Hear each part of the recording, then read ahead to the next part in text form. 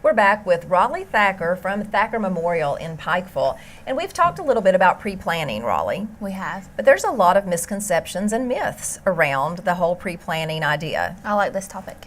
Yes. Well, it's interesting to debunk myths, isn't it? Right. Why would this be a myth? There's no use talking about death when it's so far away. Because it's not up to us to decide. Death is inevitable.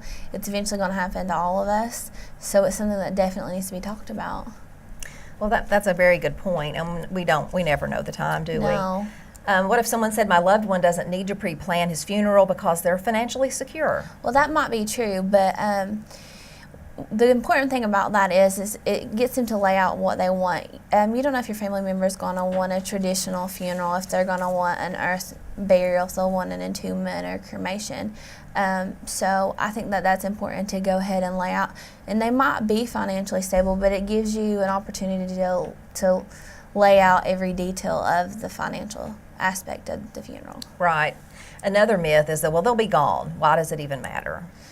Yeah, but it's your opportunity to have a lasting memorial for them. It's your final respect for them, and it's a way of helping yourself grieve in the process. And by pre-planning, you're eliminating arguments between family members. Well, they Right. would have wanted it this way. No, they would have wanted it that way. Right.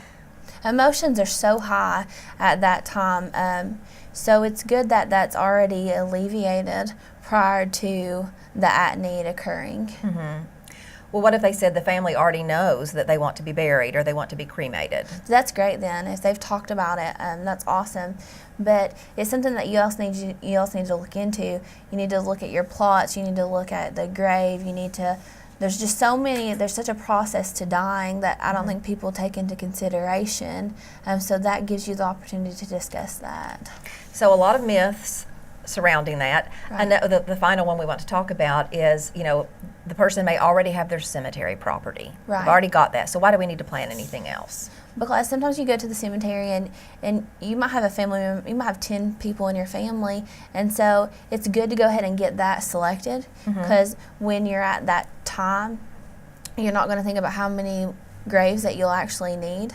So if you do this prior to, you can get a grave for everybody within your family. That does take some pre-thinking. Oh yeah, and location is very important as well. Well, that's true, and we're going to talk more about that Yes. the next time we get together, about the beautiful Annie E. Young Cemetery. Right. Thanks again, Raleigh. It's been really informative. Thank you.